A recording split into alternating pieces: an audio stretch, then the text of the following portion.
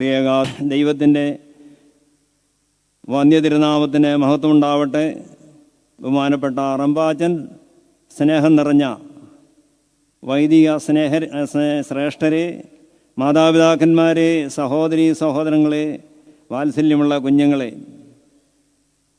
അത്യന്തം ഹൃദ്യവും ആത്മീയ ചൈതന്യപ്രദവുമായിരുന്ന വിശുദ്ധ 3 നോമ്പിന് ശേഷമുള്ള ആദ്യത്തെ ഞായറാഴ്ചയാകുന്നു ഇന്നേ ദിവസം ഈ പരിശുദ്ധ ദേവാലയത്തിൽ വരുവാനും നിങ്ങൾക്ക് വേണ്ടി ദൈവസന്നിധിയിൽ മധ്യസ്ഥ അണച്ചുകൊണ്ട് ഈ ദിവ്യമായിരിക്കുന്ന ബലി അർപ്പിക്കുവാൻ തക്കവണ്ണം അനുവദിച്ച ദൈവത്തെ ആദ്യമായി മഹത്വപ്പെടുത്തട്ടെ.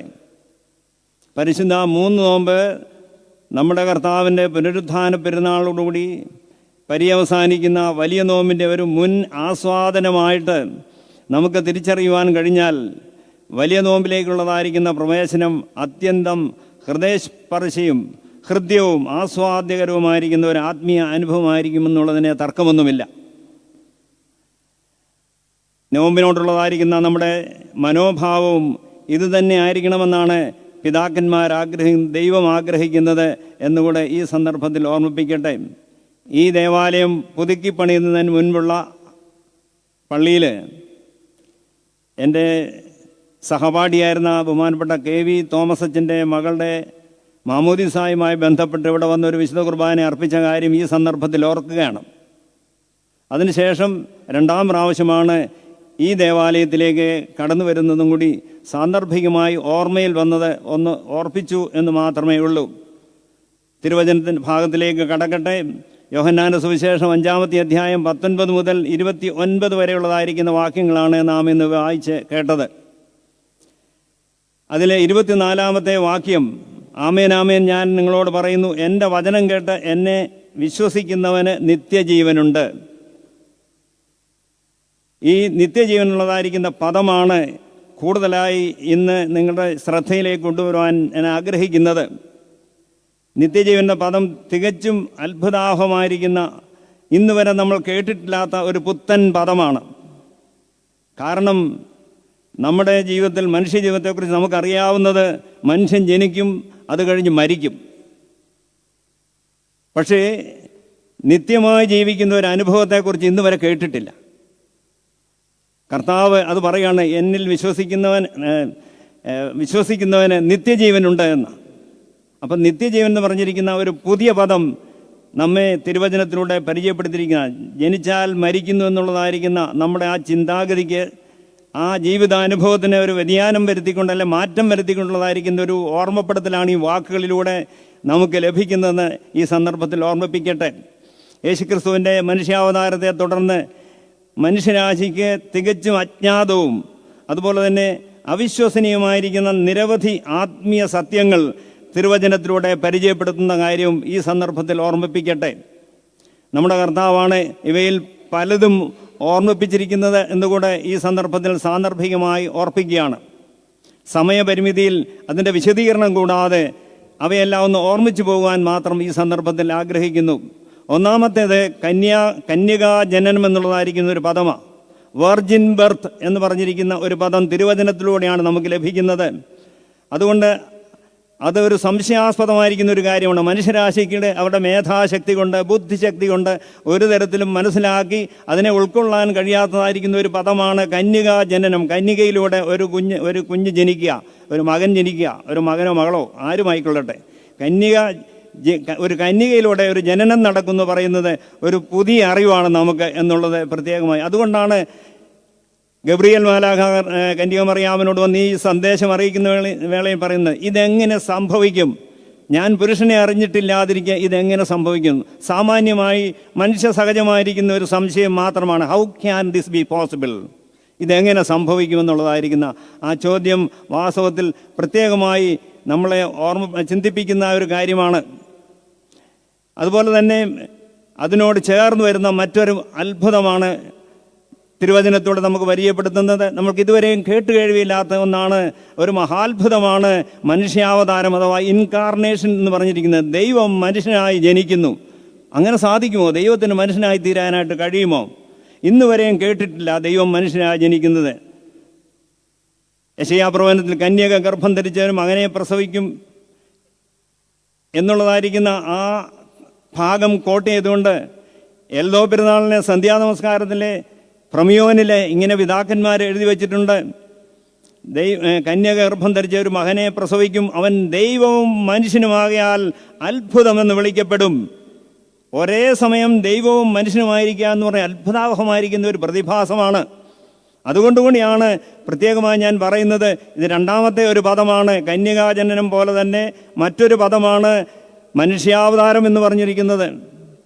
യോഹന്നാന്റെ സുവിശേഷം 3-ാമത്തെ അധ്യായം 3-ാമത്തെ വാക്യത്തിൽ കർത്താവ് നിക്കോദീമോസിനോട് പറയുന്നുണ്ട്, നീ വീണ്ടും ജനിക്കുന്നില്ല എങ്കിൽ സ്വർഗരാജ്യത്തിൽ പ്രവേശിക്കാൻ കഴിയുകയില്ല. ഈ വീണ്ടും ജനനമെന്ന് പറഞ്ഞിരിക്കുന്ന പദം നമുക്ക് ഒരു കാരണവശാലും മനസ്സിലാക്കാൻ കഴിയുന്ന ഒന്നല്ല.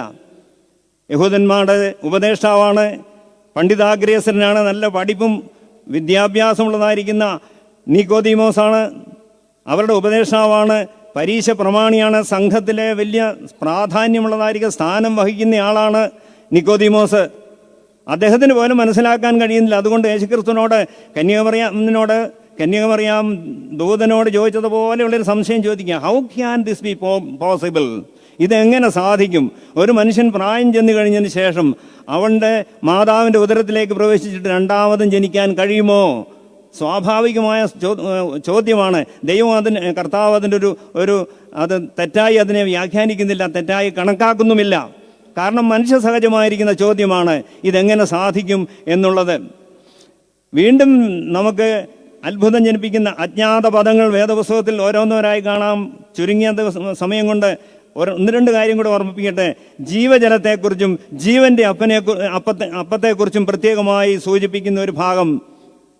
ഇതെല്ലാം പ്രത്യേകിച്ചും യോഹന്നാൻ്റെ സുവിശേഷത്തിലാണെന്നുള്ളതും കൂടെ ഈ സമയത്ത് പ്രത്യേകം ഓർമ്മിപ്പിക്കട്ടെ. മറ്റ് സുവിശേഷങ്ങളിൽ നിന്ന് യോഹന്നാൻ്റെ സുവിശേഷത്തിൻ്റെ പ്രത്യേകതയാണ് വളരെ ഗംഭീരമായിരിക്കുന്ന, അല്ലെങ്കിൽ തിയോളജിക്കലായിട്ട് വേദശാസ്ത്രപരമായിട്ട് അത്യഗാധങ്ങളിലേക്ക് കടന്നു ചെല്ലേണ്ടുന്നതായിരിക്കുന്ന പദങ്ങളും സംഭവങ്ങളുമാണ് അതിലെ സൂചിപ്പിച്ചിരിക്കുന്നത്. അതിലെ ജീവജലം എന്ന് പറഞ്ഞിരിക്കുന്നത് യോഹന്നാൻ്റെ സുവിശേഷം 4-ാമത്തെ അധ്യായം 4-ാമത്തെ വാക്യത്തിലാണ് കാണുന്നത്. ഒരിക്കലും ദാഹിക്കാത്ത ജലം. ഈ ജലം കുടിച്ചാൽ ഒരിക്കലും ദാഹിക്കുകയില്ല. കേട്ടിട്ടുണ്ടോ? അത് വലിയ അത്ഭുതമാണ്. ഇപ്പോൾ പറഞ്ഞതായിരിക്കുന്ന ഓരോ പദങ്ങളും നമുക്ക് കൂടുതൽ അത്ഭുതാവഹമായിട്ടാണ് തോന്നുന്നത്. ഒരിക്കലും ദാഹിക്കാത്ത ഒരു ജലം. അതുകൊണ്ടാണ് അവൾ പറഞ്ഞത്, എനിക്ക് അങ്ങനെയുള്ള ജലം തരണമേ എന്ന് പറഞ്ഞത് കർത്താവിന്. അങ്ങനെ കാരണം ഇവിടെ വന്ന് വെള്ളം കോരാനും വീട്ടിൽ നിന്ന് ഇത്രയും ദൂരം വരേണ്ടിയൊന്നും ആവശ്യമില്ല. അതുകൊണ്ട് എനിക്ക് ആ വെള്ളം തരണമേ. നീ ദൈവത്തിൻ്റെ ദാനവും നിന്നോട് കുടിക്കുവാൻ ചോദിച്ചവൻ ആരാണെന്നും നീ അറിഞ്ഞിരുന്നുവെങ്കിൽ അവൻ നിനക്ക് ജീവജലം നൽകുമായിരുന്നു എന്നാണ് യോഹന്നാൻ്റെ സുവിശേഷം 4-ാം അധ്യായം 14-ാമത്തെ വാക്യത്തിൽ പ്രത്യേകമായിട്ട് ഓർമ്മിപ്പിക്കുന്നത്. ഒരിക്കലും ദാഹിക്കാത്ത ജലം. അതുപോലെ തന്നെ വീണ്ടും 6-ാം അധ്യായം 51-ാമത്തെ വാക്യത്തിൽ കർത്താവ് തന്നെ പറയുന്നു, ഞാൻ ജീവൻ്റെ അപ്പമാകുന്നു എന്ന്. ഈ അപ്പത്തെക്കുറിച്ച് പ്രത്യേകമായി പറഞ്ഞു, ഞാൻ സ്വർഗത്തിൽ ഇറങ്ങി വന്ന ജീവനുള്ള അപ്പമാകുന്നു. ഈ അപ്പം തിന്നുന്നവൻ എന്നേക്കും ജീവിക്കും. മരണമില്ലാത്ത ഒരവസ്ഥ. അങ്ങനെ ഒരു അപ്പത്തെക്കുറിച്ച് കേട്ടിട്ടുണ്ടോ നമ്മൾ? അപ്പോൾ ജീവജലം, ജീവൻ്റെ അപ്പം, അതുപോലെ തന്നെ വീണ്ടും ജനനം, അതുപോലെ നമുക്ക് കന്യകാജനനം എന്നൊക്കെ പറഞ്ഞിരിക്കുന്ന പദങ്ങൾ യോഹന്നാൻ്റെ സുവിശേഷത്തിലൂടെ നമുക്ക് ലഭ്യമാകുമ്പോൾ അതിൻ്റെയൊക്കെ അടിസ്ഥാനം എന്താണെന്ന് ചോദിച്ചു കഴിഞ്ഞാൽ വളരെ പ്രസക്തമായിരിക്കുന്ന ആശയമാണ് അതിൽ നമുക്ക് മനസ്സിലാക്കുവാനുള്ളത്. ദൈവം അത്ഭുതാവഹമായിരിക്കുന്ന നിലയിൽ നമുക്ക് അനുഗ്രഹീതമായിരിക്കുന്ന കാര്യങ്ങൾ പഠിപ്പിക്കുവാനായിട്ട് ആഗ്രഹിക്കുന്നു. എന്തിനു വേണ്ടിയിട്ടാണ് ഇവയെല്ലാം കർത്താവ് പറഞ്ഞതെന്ന് ചോദിച്ചാൽ, ഇവയെല്ലാം കർത്താവിൻ്റെ പക്കലുണ്ട്. ഇല്ലാത്തതൊന്നും കർത്താവ് പറയില്ല. ദൈവത്തിൻ്റെ അവതാരം, അതായത് മറ്റവതാരങ്ങൾ പോലെയല്ല. യേശുക്രിസ്തു ഈ പറഞ്ഞിരിക്കുന്ന നിലയിൽ പ്രത്യേകമായിട്ട് ഈ പറഞ്ഞ കാര്യങ്ങളെല്ലാം തൻ്റെ പക്കലുണ്ട്. നിത്യജീവൻ തൻ്റെ പക്കലുണ്ട്. വീണ്ടും ജനനം ആവശ്യപ്പെടുന്നവർക്ക് കൊടുക്കാൻ തക്കൊണ്ട് അവൻ്റെ പക്കലുണ്ട്. ജീവജലം ആരൊക്കെ ആവശ്യമുണ്ടോ അവർക്ക് കൊടുക്കാൻ തൻ്റെ പക്കലുണ്ട്. അപ്പം ഇല്ലാത്തതൊന്നും അല്ല യേശുക്രിസ്തു പറയുന്നത് എന്നുകൂടെ പ്രത്യേകമായി ഓർത്തിരിക്കേണ്ടതാണ്. അതുകൊണ്ട് നിത്യജീവൻ അറിയാൻ നമുക്ക് ആവശ്യമായിരിക്കുന്നു. ഈ പറഞ്ഞ കാര്യങ്ങൾ, അതായത് വീണ്ടും ജനനത്തെ പറ്റി അറിയണം, വീണ്ടും ജനനത്തിന് അവകാശിയായി തീരണം. നമ്മുടെ മനുഷ്യന് ദൈവം കൊടുത്തിരിക്കുന്ന വലിയൊരു പ്രത്യേക കഴിവാണ് അറിയാനും ആയിത്തീരാനുമുള്ള കഴിവ്. അപ്പം ഇത് അറിയാനുള്ള കഴിവാണ്. അറിയുക മാത്രമല്ല, ആയിത്തീരുകയും ചെയ്യണം. ആദാം അറിഞ്ഞു ആയിത്തീർന്നില്ല, യൂദ അറിഞ്ഞു ആയിത്തീർന്നില്ല, കള്ളൻ അറിഞ്ഞു ആയിത്തീർന്നു. ഇത് ഒത്തിരി കാര്യങ്ങളുമായി ബന്ധപ്പെട്ട് പറയണം കഴിയുമെങ്കിലും അതിലേക്കൊന്നും ഞാൻ പോകുന്നില്ല. അതുകൊണ്ട് അറിയുവാനും ആയിത്തീരാനുള്ളതായിരിക്കുന്ന കഴിവ് നമുക്ക് ഉണ്ട്. അതിൻ്റെ പാരമ്യത്തിലാണ് നമ്മൾ ഈ ഇത് ഇപ്പോൾ നടത്തുന്നതായിരിക്കുന്ന ധൂപപ്രാർത്ഥനയ്ക്ക് തൊട്ട് മുമ്പ് അച്ഛനോട് ചേർന്ന് നിങ്ങളെല്ലാവരും കൂടെ ചൊല്ലിയതാണ്, തൻ്റെ മനോണത്താൽ ലോകത്തെ മനഞ്ഞുണ്ടാക്കിയ പരിശുദ്ധനായ ഏകപിതാവ് നമ്മോടുകൂടെ, അതുപോലെ തന്നെ തൻ്റെ തിരുമേനിയുടെ വലിയേറെ കഷ്ടാനുഭവങ്ങളാൽ ലോകത്തെ വീണ്ട പുത്രൻ നമ്മോടുകൂടെ, ഉണ്ടായതും ഉണ്ടാകുവാനുള്ളതായിരിക്കുന്ന പരിശുദ്ധാത്മാവും നമ്മോടുകൂടെ. ഈ മൂന്ന് കാര്യങ്ങൾ ഓർപ്പിക്കുമ്പോൾ പിതാവും പുത്രനും പരിശുദ്ധാത്മാവും നമ്മോടുകൂടെ എന്നുള്ള അറിവാണ് എല്ലാ ആരാധനയിലും എല്ലാ പ്രാർത്ഥനയിലും നമുക്ക് ലഭിക്കുന്നത്. അതാണ് അതറിയാതെ പോയതുകൊണ്ട് ഒരു പ്രയോജനമില്ല. അതുകൊണ്ട് ആ അറിവാണ് നമുക്ക് വേണ്ടത്.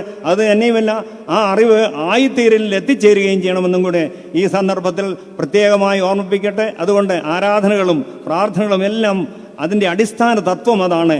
ഈ അറിവ് ലഭിക്കുവാനും അറിവ് ആയിത്തീരലിൽ എത്തിച്ചേരുവാൻ തക്കണം. അതുകൊണ്ട് പരിശുദ്ധാത്മാവ് ഈ അനുഗ്രഹീതമായിരിക്കുന്ന അവസ്ഥയിലേക്ക് നമ്മെ നയിക്കട്ടെ എന്ന് ഓർമ്മിപ്പിച്ച് വാക്കുകൾ അവസാനിപ്പിക്കും.